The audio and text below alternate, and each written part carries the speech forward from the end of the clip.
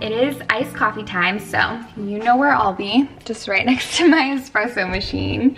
And today I thought it would be fun if we made some iced coffee together and then cozied up on the couch and I sit down and answer some questions. I haven't done this in a while and I feel like it's such a fun way to kind of connect and just chat and kind of catch up. So that is what I'm gonna do, and today I'm gonna make an iced latte. I feel like 95% of the time I make just an iced cold brew because it's so easy, but the latte, it's a little more in depth, takes a little bit more work, but it's so yummy. So I'm gonna do that today. I'm still gonna make Brandon a cold brew. I might give him a little bit of espresso, so that's the plan.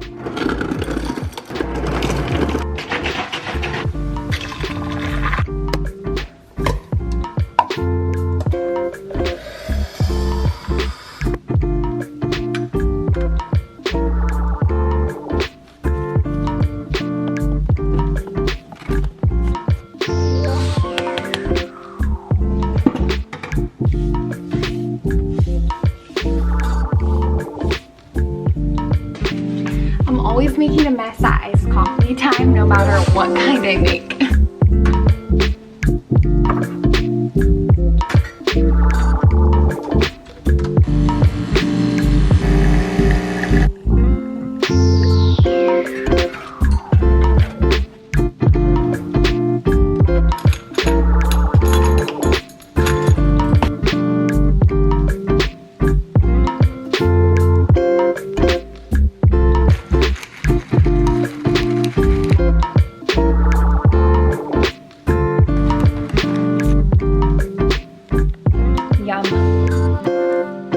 Special delivery. Thank you.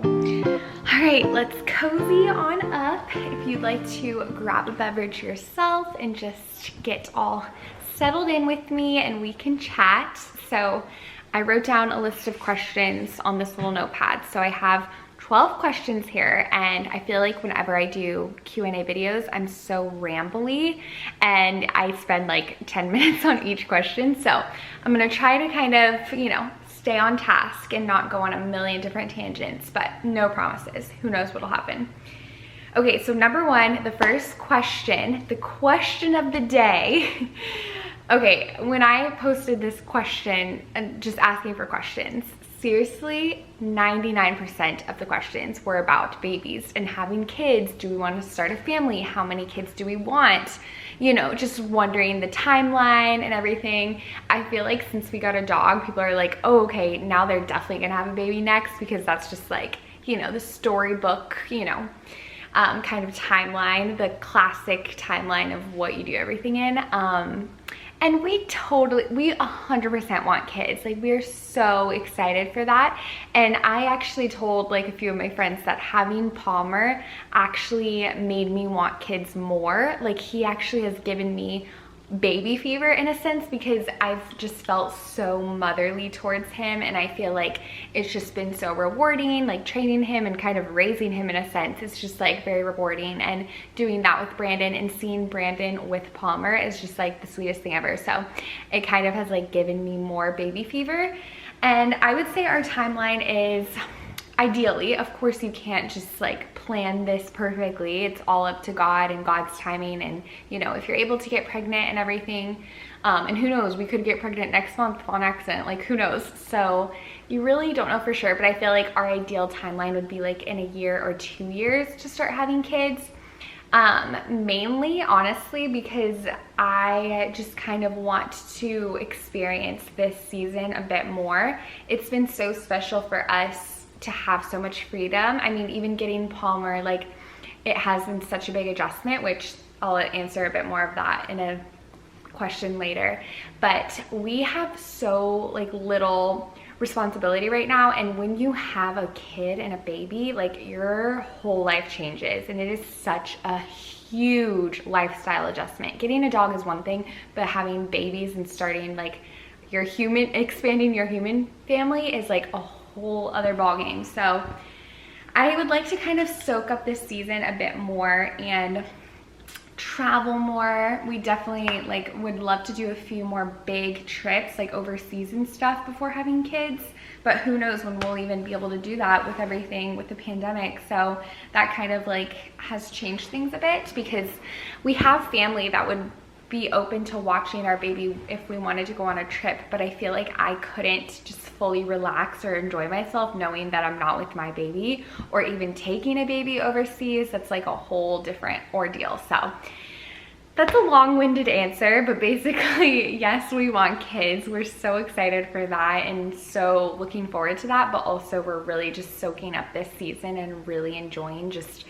us and Palmer now. So that's been really special, but I would say hopefully in the next 1 or 2 years, we'll have a baby on the way. That would be a dream come true. So there you have it. Oh, and someone asked, how many kids do you want? And I would say it's hard for me to say because I'm actually an only child. So I grew up an only child, and I'm always really interested in just people's family dynamic. Like if they grew up with a lot of siblings, do they now want a lot of siblings, or do they want less siblings? Like I find it interesting to see what other people want from their experience. And for B and I feel like 2 or 4 is what we want. Something about an odd number of kids, I don't know, it makes me, I feel like it should be an even number of kids so everyone has a little buddy, if that makes sense. That might be totally silly, but that's kind of how I think about it. And I feel like 4 would be great, but once I start having kids and you know our life changes so much, I might be like, okay, maybe 2 is a better number for us. So who knows? And we're definitely open to adoption. We'd probably like to foster kids as well, and we definitely like have prayed about adoption for a while, and you know, maybe one day when we're like older, like not that old, but you know, 40 years old or something, we could adopt a child who's older as well. So like a teenager who still is in the system and hasn't found a family or forever home yet. So we could support them and help raise them for the rest of the time, and just like help kind of transition them into adulthood. I don't know. There's a lot of, you know, something like that you need to really pray about and think about for a long time, I feel like, just because it's such a big deal and you want to make sure you're ready for that. So we'll see how it goes, but I feel like if I just had to say a number of how many kids I see myself with, I would say 4, but again, that might be very naive of me, so we shall see. Okay, next question. Challenges / life changes with having a dog. There's a lot. It is such a huge responsibility and so much work, especially if you get a puppy, because puppies are just, they're babies and they are baby animals. So you need to train them, you need to clean up after them, you need to feed them, you need to just take care of them the best that you can because they deserve it. And I feel like it's just, I never want you to think like it's always perfect with Palmer. Like, of course I show all his sweet moments and just like us being so cuddly and cute, but there definitely are hard moments where I'm just like a little frustrated or just like a little overwhelmed because he doesn't speak my language, I don't speak his language, so it can be like such a challenge. And I feel like, you know, training has its ups and downs, but also just, you know, the lifestyle change as well as having this huge responsibility to care for. But of course it's like completely worth it, and he has been such an incredible and sweet addition to our family, so we're so thankful for him. But I never want you guys to think like getting a puppy is a small decision, or it's just like all happy-go-lucky, like it's just so easy and perfect, like, and the puppy just cuddles me all the time, because that is not how it goes at all.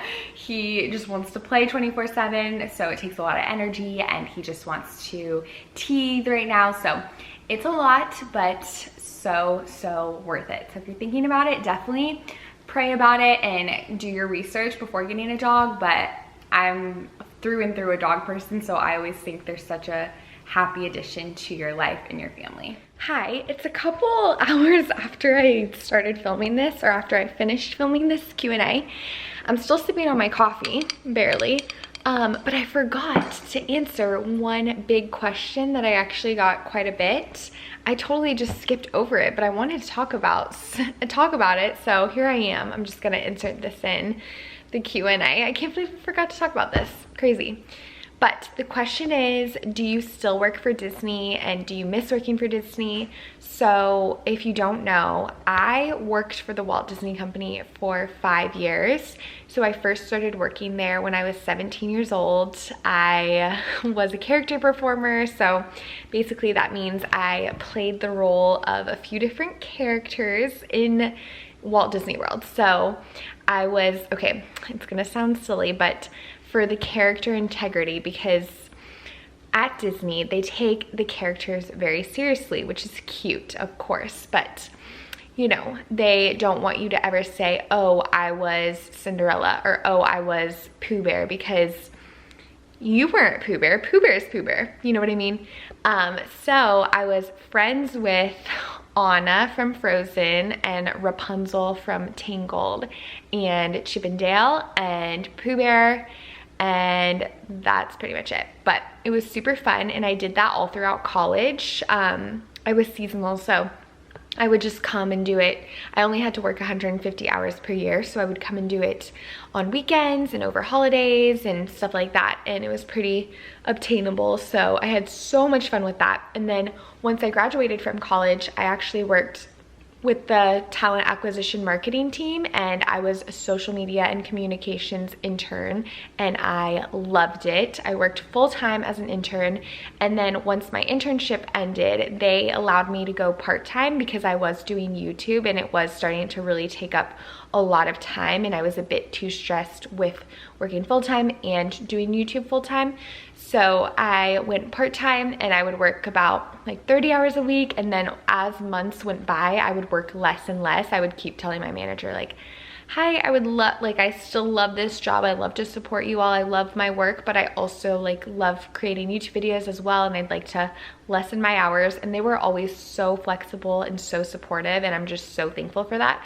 I also have like a lot of Disney videos about that whole process and my experience. I have a whole playlist, so I'll link that below if you're interested in like my Disney career and want to watch old vlogs and whatnot. But they were amazing, and I actually left my role about a year ago, so almost exactly a year ago. It feels like a lifetime ago, honestly. And do I miss it? I honestly don't. I adore Disney with everything in me. Like, I love Disney. Ever since I started working for Disney when I was 17, my love for it just grew so much. I love Disney. I love going to Disney and all that. But with everything that happened last year in the pandemic, it definitely has been kind of a bittersweet place for me, because so many of my coworkers and my mom even, she works for Disney, but she's been furloughed. She's been furloughed for almost a year now. And unfortunately, a lot of my friends who worked for Disney were let go and laid off from their role, which is just really devastating, especially if you don't work for Disney or know much about it. People who work for Disney, at least a good majority of them, work for Disney because they love Disney and they love the company, they love everything it stands for, and it just brings a lot of joy into their lives. And that's what it was for me too. But it's just been kind of emotional because so many people close to me have really been hurt by everything that's happened, like with their career and with Disney. So it's been rough, and I haven't really been talking about it that much just because, I mean, I always want to be sensitive about other people's feelings towards it, and it can definitely be kind of a pain point right now. But the moral of the story is I'm so thankful for my experience and time with Disney. It was definitely a dream come true and perfect for that season, but I definitely was ready to go when I went, and I'm really hoping and praying that everything at Disney will go back to normal soon and people can return to work and have their dream jobs back and all of that, because that's definitely really heartbreaking. But I adore Disney, and I'm so excited to take my kids there one day. And if we do end up staying in Central Florida, I definitely plan on taking my kids there all the time. Like, it's such a happy and beautiful place. So yeah, I couldn't not answer that question, but there's a little Disney update. Next question, how do you deal with jealousy / insecurity? So I feel like for the most part, this is probably something that everyone kind of deals with or struggles with in different seasons of life. And it's just, again, kind of like a natural thing. But I think something that's really helped me is thinking about how silly it is to be jealous or insecure about something or jealous of someone, because every single person on this planet has moments where they don't feel like they're satisfied, or they're not enough, or they're insecure, or just are filled with doubts. Even when you are jealous of someone else, just know that they have moments where they're jealous of someone else. So it's just like this whole chain where this world is full of just like so many temptation to think to yourself that you're not enough, and you're not worthy, and you're not capable, or what you have isn't good enough. But you just have to like take a step back and get out of your thoughts and be like, okay, this is not true. I actually am enough. I'm strong, and I work hard. And just think of all the qualities that you really like about yourself, and all of the blessings in your life. I know thankfulness and just trying to practice gratitude as much as you can will really, really help with just your jealousy issues, because once you realize all of the stuff that you have and all of the goodness in your life, it's easy to kind of focus on that instead of being jealous of what other people have.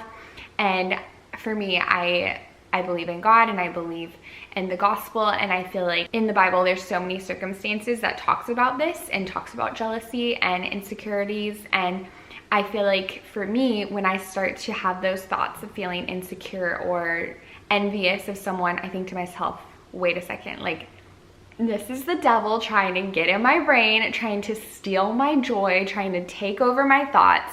I am not gonna let him. Your mind is powerful, so you really gotta take control of it. But there will always be the temptation, and the devil and the evil of the world will always try to like invade your mind and tear you down and like make you feel those kind of grumpy thoughts. But you just have to be like, no, stop it. Like, I know Jesus, I know he's made me good enough, strong enough, beautiful enough, all of those things. And just try to focus. It's honestly a mindset shift. And even with all that being said, I still have my days where I like fall into those kind of grumpy and negative thoughts, just like everyone on this earth does. But I think it's just really important to kind of stay on top of that. And when you start to feel those thoughts invade your brain, try to shut them down right away. So yeah, hopefully that makes sense. I feel like I was just like saying the same thing over and over again, but hopefully you got something out of that. But that's basically how I've been dealing with that. And again, it's completely normal. And I feel like there is some comfort in knowing that lots of other people deal with kind of those thoughts as well. Next question, do you ever plan on leaving Florida? And I would say my short, like moving out of Florida. So I would say my short answer is no, but of course you never know what would happen. But I am such a Florida girl. I absolutely love Florida. I love the weather, and it's just such a great location. We have beaches everywhere, like on every which way, every side of us, we have beaches, and I love the ocean. I love the beach. I love water, and we live by so much water, and I'm so thankful for that. So I don't really see, and most of our family is here, most importantly. So family is a really big deal to us, and especially once we do grow our family and start having kids, we really do want to stay close to our family. So I don't see us moving out of Florida, but one of our dreams, like one of our big dreams, would be to kind of live in other locations for a few months at a time or a few weeks at a time. So like do kind of extended stay Airbnbs or vacation rentals, and just kind of like settle into a certain location for a while, because I really do love to experience different towns and cultures and all that stuff. So I would love to kind of be able to travel more frequently, but also for a longer period of time.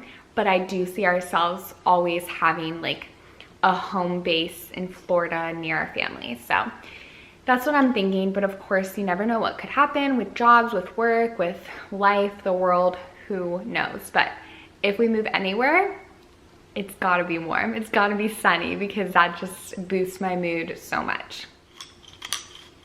Okay, this kind of goes with that question, but it says, how long do you plan on living in your home?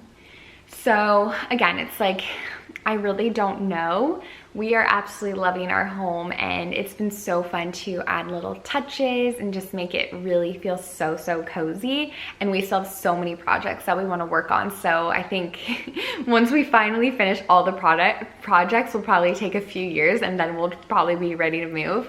But I don't know, it's hard to say. I could definitely see us having 1 or 2 kids in this home and then moving, or maybe just 1 kid. Again, it's hard to say, but probably for like 5 years. It's definitely not, I wouldn't say it's our forever home, but I mean, if we do end up staying here forever, I like to think I would be very happy and content here because it is just so beautiful and so cozy. But it is on the smaller side. I don't know if that really comes off on camera, but it's less than 2,000 square feet, which it's an amazing size. It's plenty of room, especially for us. But once you start having kids, just when I've talked to other friends who are having babies, like space becomes very tight with babies. So I could see us, once we start having kids, wanting a little bit more space, but I could never really see myself living in a big house. I kind of get spooked when there's that much room, and it just feels so distant and uncozy. What's the opposite of cozy? So I would love like just a little bit bigger maybe. I would love if my kids could have like a playroom or art room. So, but that's way down the road. So we don't have an exact timeline, but if I had to guess like a random number of years, I would probably say 5 years. So, but who knows? Story behind Palmer's name. I really wish there was a fun, exciting story, but his name really just came to mind one night because I had a girl dog name, and I'm not gonna say it just in case we do end up getting another dog, which we don't have any plans to get another dog right now, but I could see us getting another dog like in a few years or in a few months. I don't know. No, probably not that soon. I can see us getting an older dog. As much as I love the puppy stage, like I would definitely need a break from the puppy stage. So maybe like a 3-year-old dog if we rescued, or I don't know, we'll see. But I have a girl name, so I'm gonna save that. And I had that girl name for like a year. And I was trying to think of a boy name because when you're rescuing, like you really don't wanna be too picky because then it could take even longer to find a dog.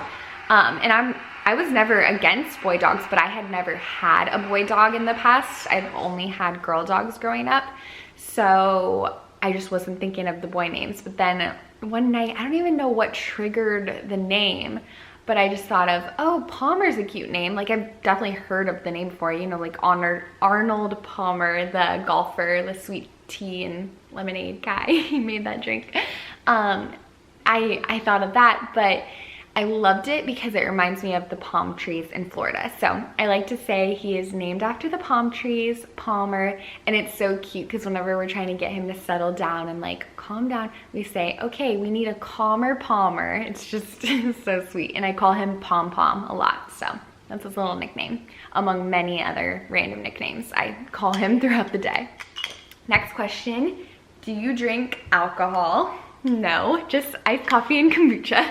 I'm just kidding. I actually do drink alcohol, but it's pretty rare. And this is the same for Brandon. I'll kind of answer for him as well, but he's even more so. He's very rare, and he'll usually just try, if I order a drink, he'll just like taste it out of curiosity. But I really like wine, and I enjoy champagne. I enjoy margaritas and mojitos and kind of like pina colada, strawberry, like tropical refreshing drinks, especially near the ocean. That is just such a great situation to be sipping on a nice refreshing margarita by the water. Amen. The next question I thought was pretty funny. It says, does B actually like eating vegetarian meals? And I just thought that was really funny because when we first started dating, and just like probably through the majority of our relationship until we got married, he did not eat vegetarian at all. Like he pretty much had meat in almost every meal. And so, I definitely remember him like kind of bashing like vegetarian, not bashing, but like being like, oh, I would never eat mainly vegetarian. Like I love meat, I love eating meat, blah, blah, blah, blah, blah. But look at him now. But basically it was just like, I never pressured him to mainly eat vegetarian. Oh, and by the way, we are not vegetarians or vegans or anything like that.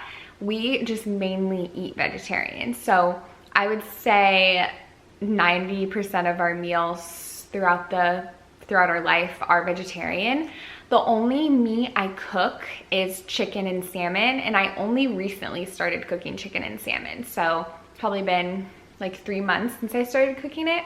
And that's just because I felt like I started kind of craving those proteins. And those are the ones I really only like to eat personally. Brandon likes to eat like pretty much every meat, but that's the only ones I feel comfortable cooking because it's still kind of like a sensitive thing for me. I'm not like, I can't really think about it too much or else I will not eat it. I was vegan for 2 years when I was in 5th grade and 6th grade. I didn't eat any animal products whatsoever. I even had these little green shorts. It's so funny. I went to a vegan festival in downtown Orlando. My mom was so supportive. It was so sweet. She took me to like all these things and I bought these bright green shorts and it said vegan on the butt. Like that's a little bit about my childhood. So I was super into the plant-based and like animal rights lifestyle, and I still think it's wonderful and amazing, but I also think it's a balance and there are ways to get ethically made or ethically produced and grown fish and poultry. So that's kind of what we do now. But I was just saying, Brandon, he didn't love the whole veggie meal kind of thing, but he just gradually started to like it more.